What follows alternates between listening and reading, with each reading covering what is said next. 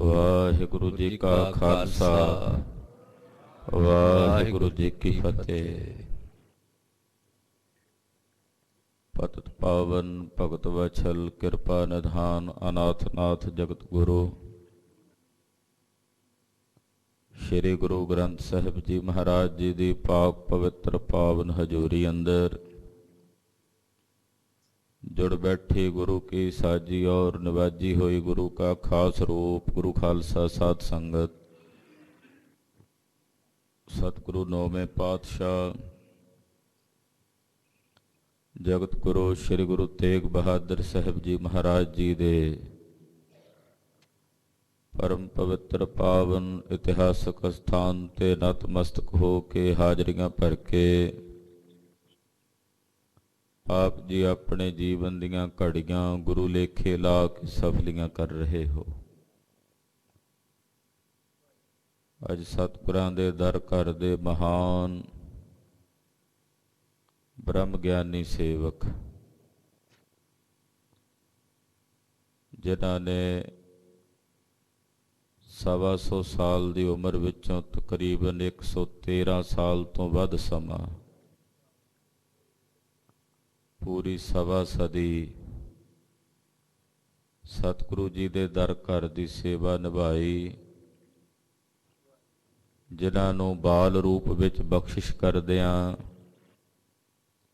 जगत गुरु गुरु नानक साहब जी ने बचन कहे सी, तेरियां अखां तो ओले ना होसां। सचखंड श्री हरमंदर साहब जी दे मुख ग्रंथी ब्रह्म ज्ञानी धन बाबा बुढ़ा साहिब जी अज ब्रह्म ज्ञानी बाबा बुढ़ा साहब जी का पवित्र जन्म दिहाड़ा है। अज दे दिन कत्थू नंगल नगर विखे पिता भाई सुगा रंधावा जी और माता गौरा जी दे उदर तो ब्रह्म ज्ञानी बाबा बुढ़ा साहब जी ने जन्म लिया। ऐसे महापुरख इस संसार विच जन्म लैके केवल जीवां दे भले निमित्त अवतरत हुंदे हन। जन परोपकारी आए जी दान दे भगति लायन हर स्यों लैन मिलाए। केवल परोपकार निमित्त ऐसे महापुरख संसार विच अवतरत हुंदे हन। जन्म होया घरदियां ने नाम रखिया बूढ़ा। सतगुरु गुरु नानक साहब जी नाल जदों बाल रूप विच इस बालक बूढ़े दा मेल होया, सतगुरां दे चरनां विच जाके मक्खण आदਿਕ वस्तुआं भेंट कीतियां। गरीब नवाज साहब जी ने पूछया, हे बालक तेनू ये जाग किवें लगी है? कहण लगे, महाराज घर विच माता चुल्हे विच बालन बालदी सी, लकड़ां बालदी सी। छोटियां लकड़ां नूं अग पहलां लगदी वेखी। मन च ख्याल आया कि काल दा की पता, मौत दा की पता, वो छोटा वड्डा नहीं वेखदी।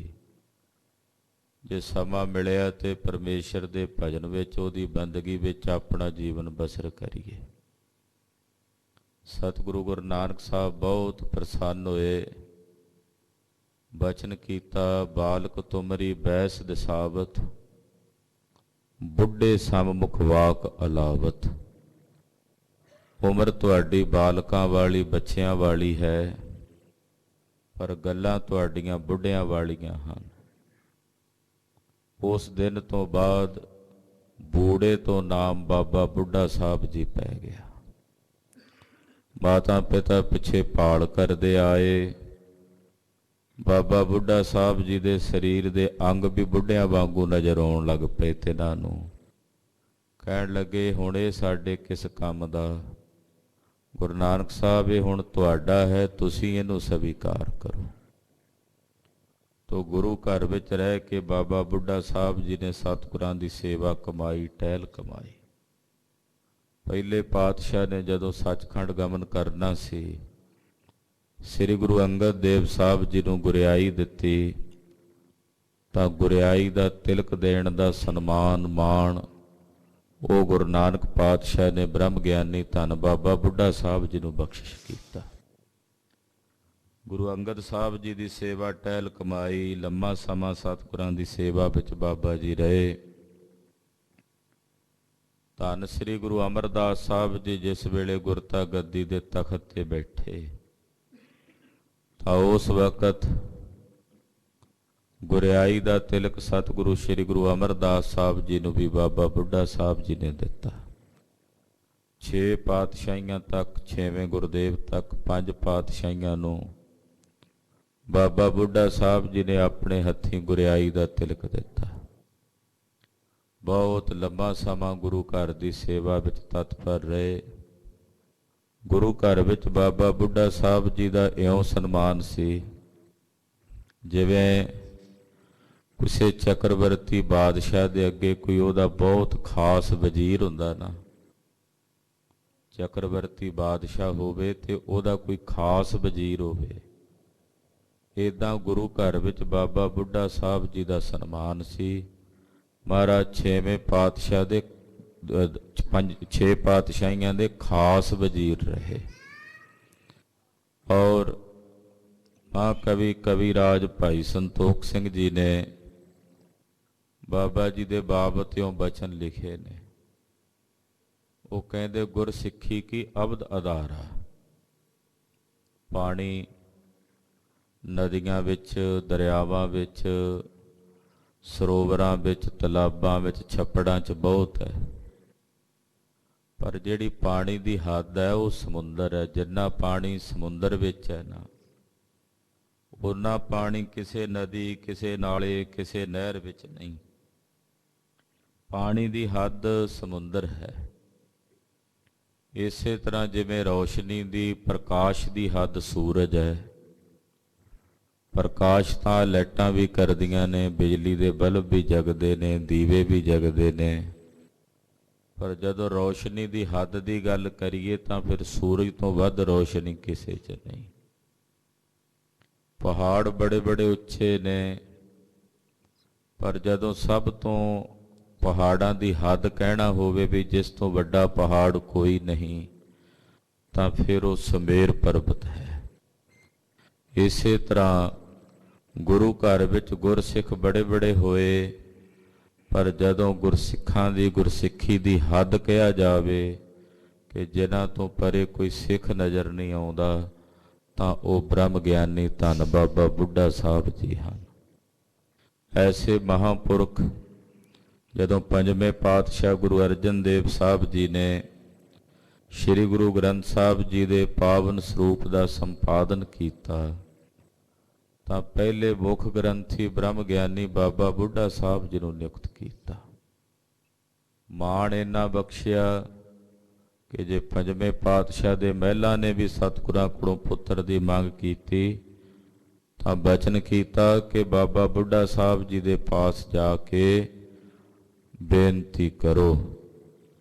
ਤੇ ਬ੍ਰਹਮ ਗਿਆਨੀ ਬਾਬਾ ਬੁੱਢਾ ਸਾਹਿਬ ਜੀ ਬਚਨ ਕਰਦੇ ਮਾਤਾ ਗੰਗਾ ਜੀ ਨੂੰ ਕਹਿੰਦੇ, ਮਾਤਾ ਤੁਮਰੇ ਗ੍ਰਹਿ ਪ੍ਰਗਟੇਗਾ ਯੋਧਾ, ਤੁਹਾਡੇ ਘਰ ਸੂਰਬੀਰ ਯੋਧਾ ਪੁੱਤਰ ਜਨਮ ਲੈ ਕੇ ਆਵੇਗਾ।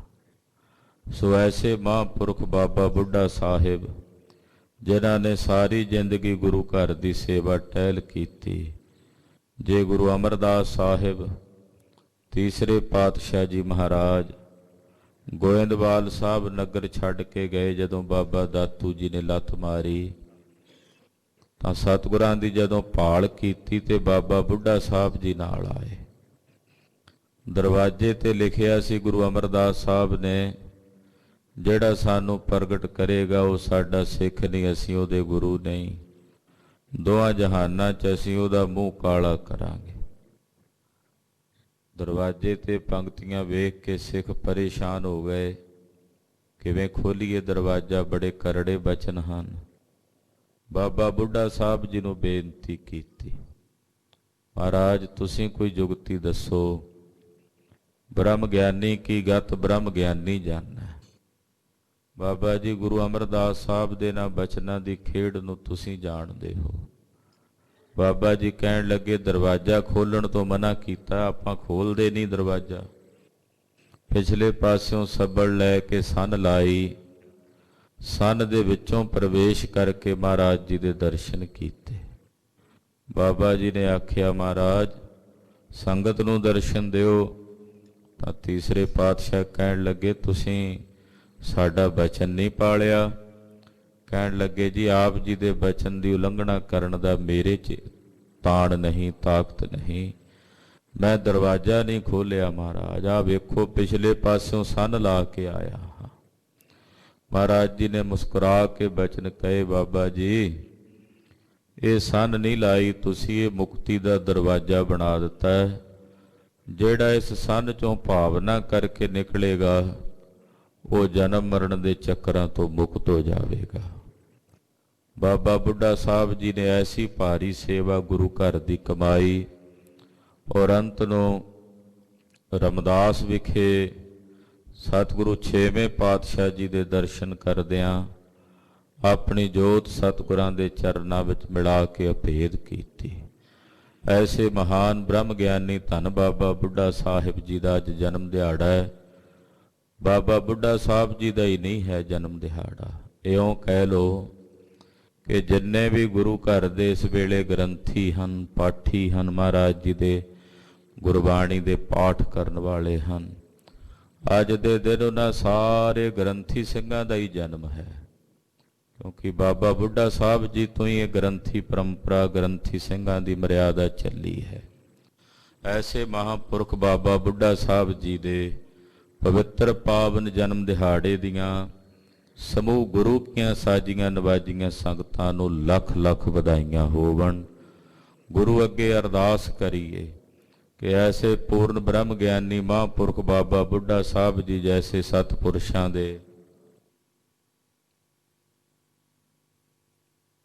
ਪਾਏ ਹੋਏ ਪੂਰਨਿਆਂ ਤੇ ਸਤਿਗੁਰੂ ਜੀ ਸਾਨੂੰ ਚੱਲਣ ਦੀ ਬਲ ਬੁੱਧੀ ਪ੍ਰੇਰਣਾ ਬਖਸ਼ਿਸ਼ ਕਰਨ।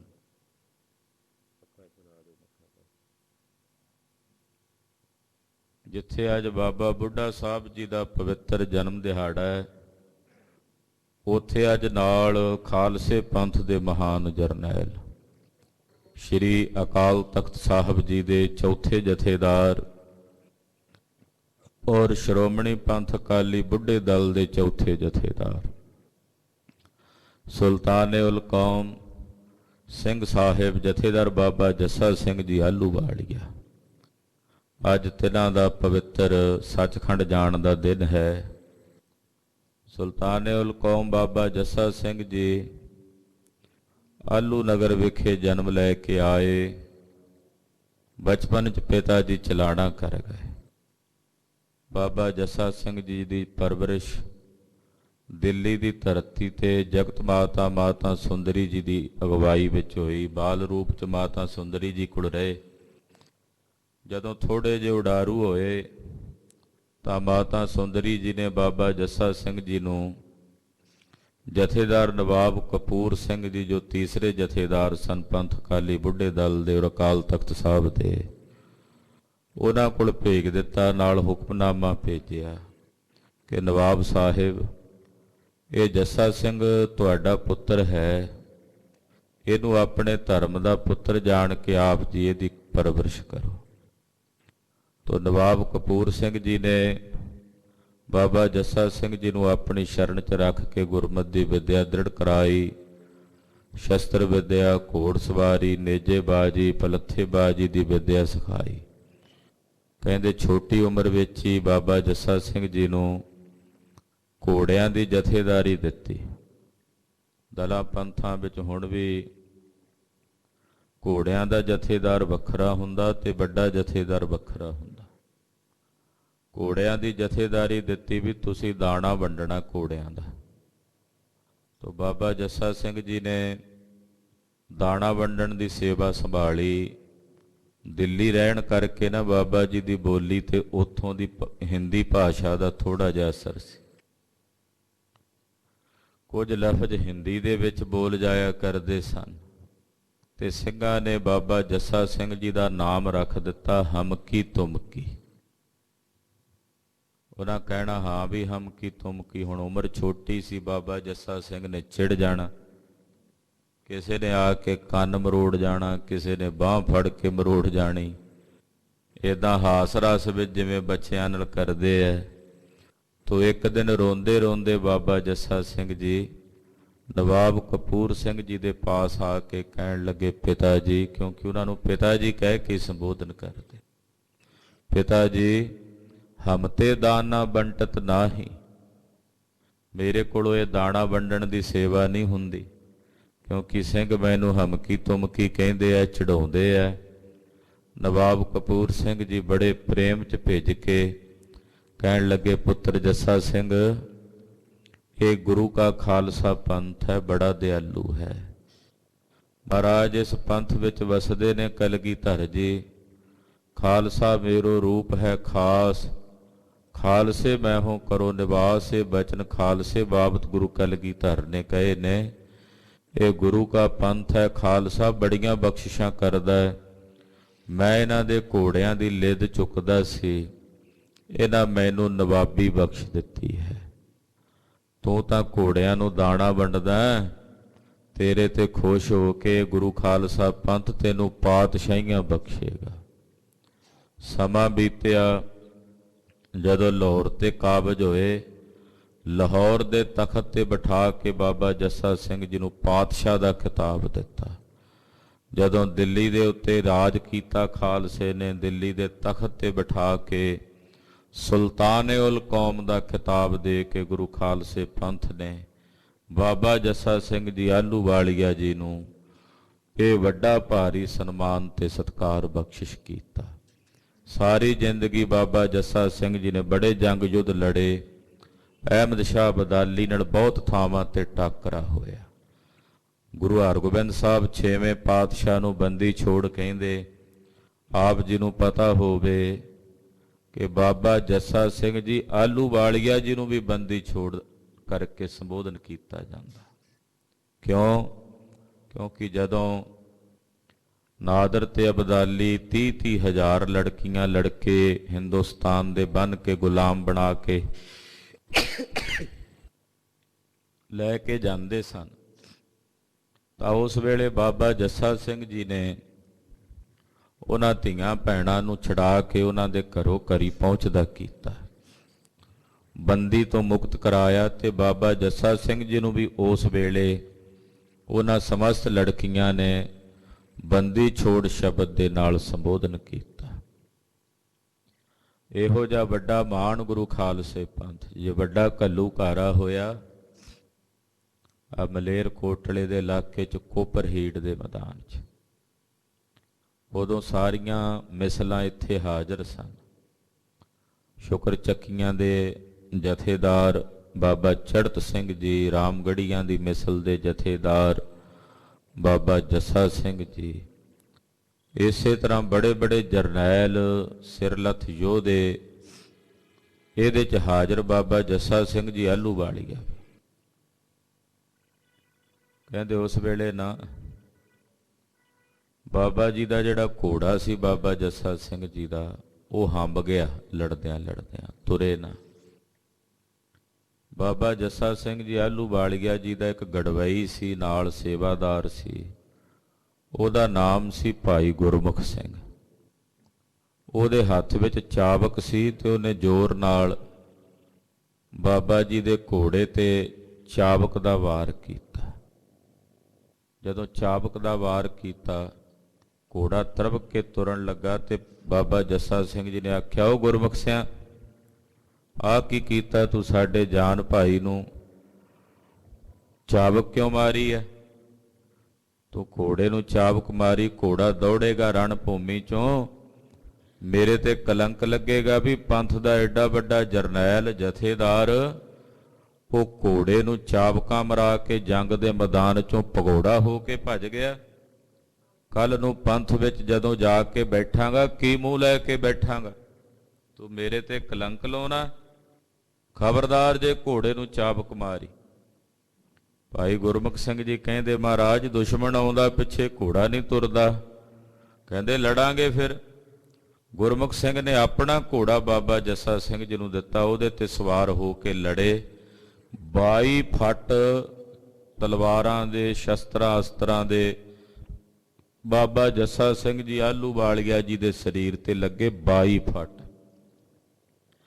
ਰਣ ਭੂਮੀ 'ਚ ਵੈਰੀ ਨੂੰ ਪਿੱਠ ਨਹੀਂ ਵਿਖਾਈ ਇਹੋ ਜਿਹੇ ਮਹਾਨ ਜਰਨੈਲ।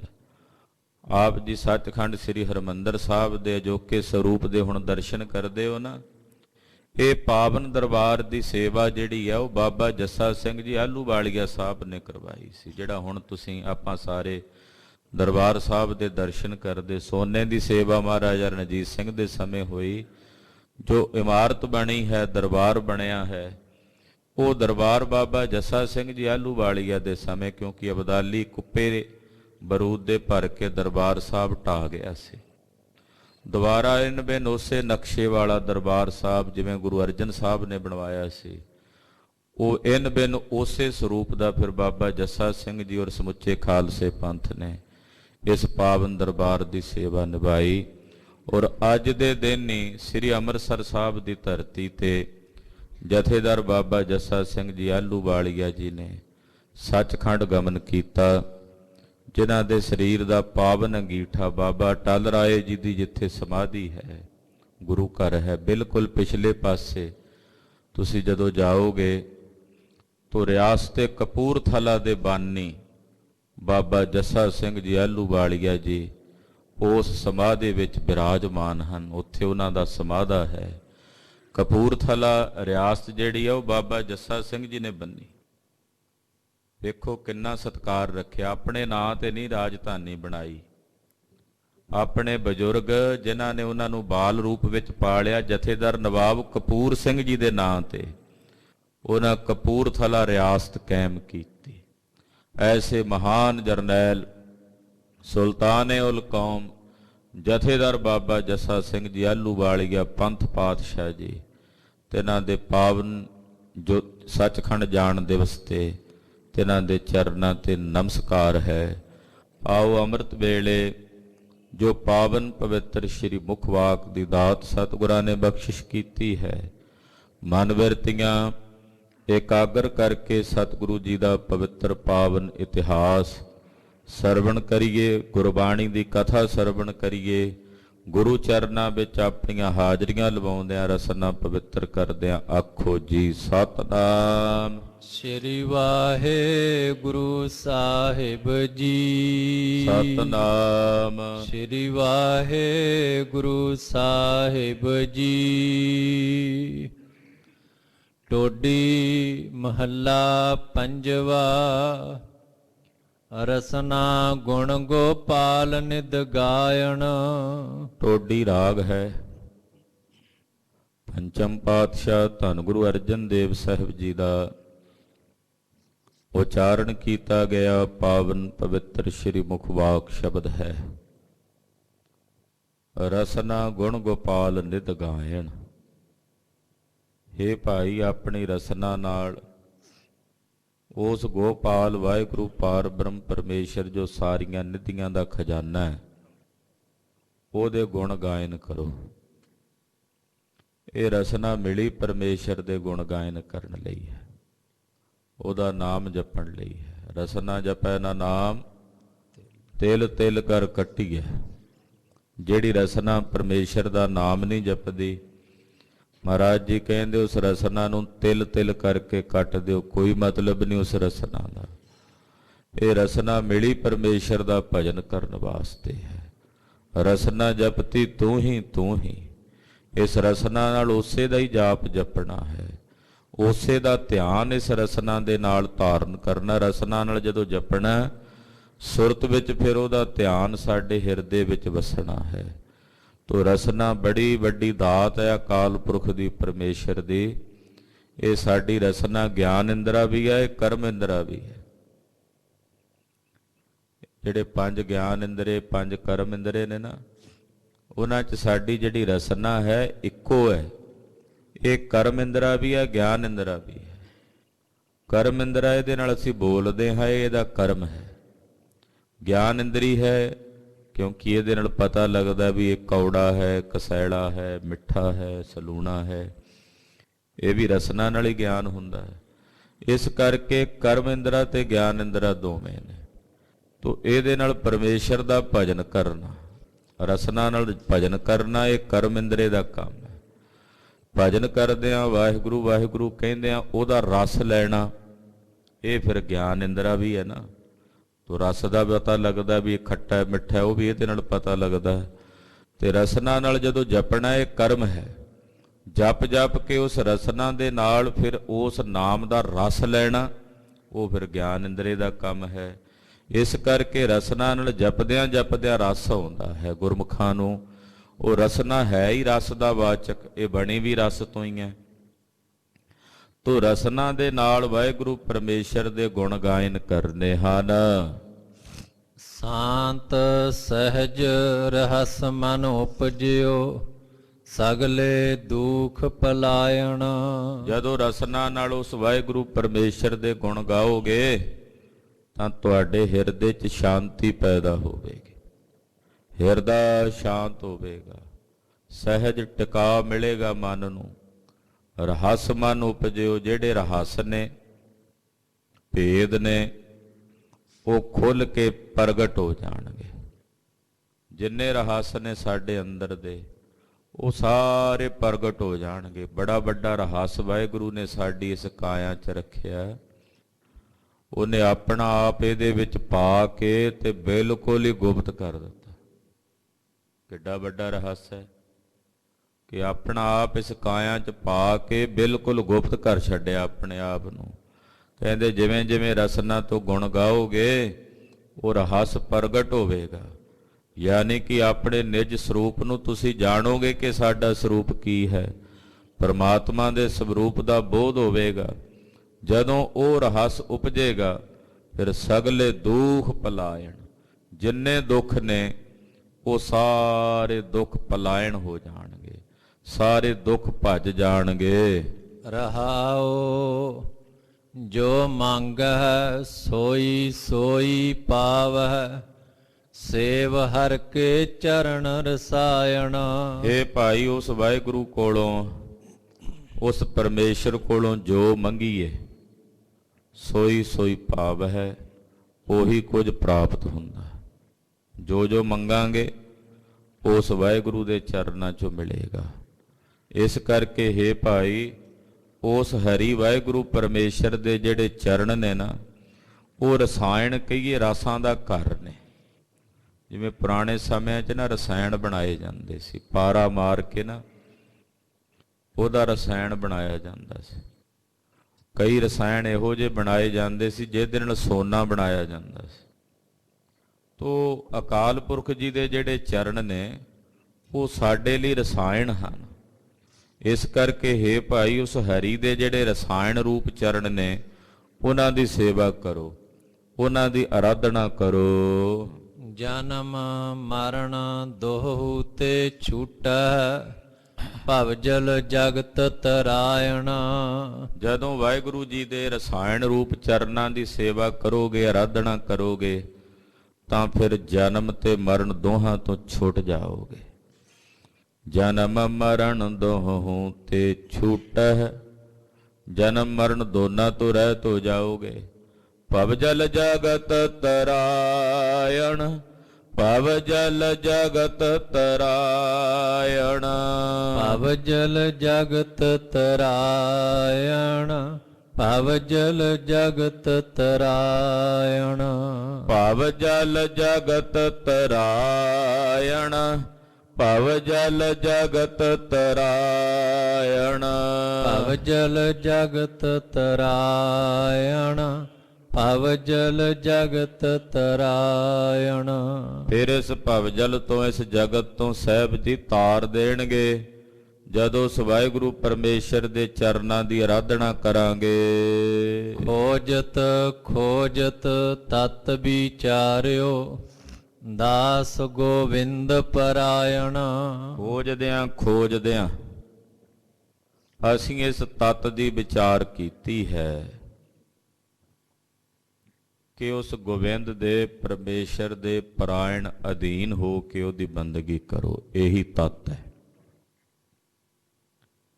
ਪਾਤਸ਼ਾਹ ਕਹਿੰਦੇ ਖੋਜਦਿਆਂ ਅਸੀਂ ਇਸ ਸਿੱਟੇ ਤੇ ਪਹੁੰਚੇ ਹਾਂ, ਤਤ ਤੇ ਪਹੁੰਚੇ ਹਾਂ। ਤਤ ਕੀ ਹੈ ਕਿ ਉਸ ਗੋਬਿੰਦ ਦੇ, ਪਰਮੇਸ਼ਰ ਦੇ ਪਰਾਇਣ ਹੋ ਕੇ, ਉਹਦੇ ਅਧੀਨ ਹੋ ਕੇ ਉਹਦੀ ਬੰਦਗੀ ਕਰੋ। ਜੇ ਅਧੀਨਗੀ ਮੰਨਣੀ ਆ ਤਾਂ ਰੱਬ ਦੀ ਮੰਨੋ। ਜਦੋਂ ਬੰਦਿਆਂ ਦੀ ਅਧੀਨਗੀ ਮੰਨੋਗੇ ਦੁਖੀ ਹੋਵੋਗੇ, ਪਰੇਸ਼ਾਨ ਹੋਵੋਗੇ। ਬੰਦਿਆਂ ਦੀ ਅਧੀਨਗੀ ਮੰਨੋਗੇ ਫਿਰ ਉਹ ਕੰਮ ਕਰੋਗੇ ਜੋ ਉਹਨਾਂ ਬੰਦਿਆਂ ਨੂੰ ਚੰਗੇ ਲੱਗਦੇ, ਜੋ ਮਾੜੇ ਵੀ ਹੋਣਗੇ ਉਹ ਵੀ ਕਰਨੇ ਪੈਣਗੇ, ਕਿਉਂਕਿ ਬੇਬਸੀ ਹੋ ਜਾਏਗੀ, ਅਧੀਨ ਜੋ ਹੋ ਗਏ ਉਹਨਾਂ ਦੇ। ਤੇ ਜੇ ਗੋਬਿੰਦ ਦੇ, ਪਰਮੇਸ਼ਰ ਦੇ ਪਰਾਇਣ ਅਧੀਨ ਹੋ ਕੇ ਰਹੋਗੇ ਤੇ ਫਿਰ ਉਹ ਕਰੋਗੇ ਜੋ ਪਰਮੇਸ਼ਰ ਨੂੰ ਪਾਉਂਦਾ। ਫਿਰ ਮਾੜੇ ਭੈੜੇ ਕਰਮ ਛੁੱਟ ਜਾਂਦੇ ਨੇ। ਕਹਿੰਦੇ ਇਹ ਤੱਤ ਅਸੀਂ ਵਿਚਾਰਿਆ ਕਿ ਉਸ ਗੋਬਿੰਦ ਦੇ ਪਰਾਇਣ ਅਧੀਨ ਹੋ ਕੇ ਉਹਦਾ ਭਜਨ ਕਰੋ। ਅਬਿਨਾਸੀ ਖੇਮ ਚਾਹ ਜੇ ਨਾਨਕ, ਸਦਾ ਸਿਮਰ ਨਾਰਾਇਣ। ਇਹ ਭਾਈ, ਜੇ ਤੁਸੀਂ ਚਾਹੁੰਦੇ ਹੋ ਕਿ ਤੁਹਾਨੂੰ ਅਬਿਨਾਸੀ, ਵਿਨਾਸ਼ ਰਹਿਤ ਮੁਕਤੀ ਮਿਲੇ, ਜਿਹੜੀ ਮੁਕਤੀ ਦਾ ਕਦੇ ਨਾਸ਼ ਨਹੀਂ ਹੁੰਦਾ, ਜੇ ਤੁਸੀਂ ਐਸੀ ਮੁਕਤੀ ਚਾਹੁੰਦੇ ਹੋ ਤਾਂ ਫਿਰ ਭਾਈ ਸਦਾ ਸਿਮਰ ਨਾਰਾਇਣ। ਉਸ ਨਾਰਾਇਣ ਵਾਹਿਗੁਰੂ ਪਾਰ ਬ੍ਰਹਮ ਪਰਮੇਸ਼ਰ ਦਾ ਸਿਮਰਨ ਕਰੋ, ਉਹਦੀ ਆਰਾਧਨਾ ਕਰੋ। ਜੇ ਅਬਿਨਾਸੀ ਮੁਕਤੀ ਚਾਹੁੰਦੇ ਹੋ, ਜਿਸ ਮੁਕਤੀ ਦਾ ਕਦੇ ਨਾਸ਼ ਨਹੀਂ ਹੁੰਦਾ, ਤਾਂ ਉਹ ਅਕਾਲ ਪੁਰਖ ਦੇ ਸਿਮਰਨ ਵਿੱਚੋਂ ਪ੍ਰਾਪਤ ਹੁੰਦੀ ਹੈ।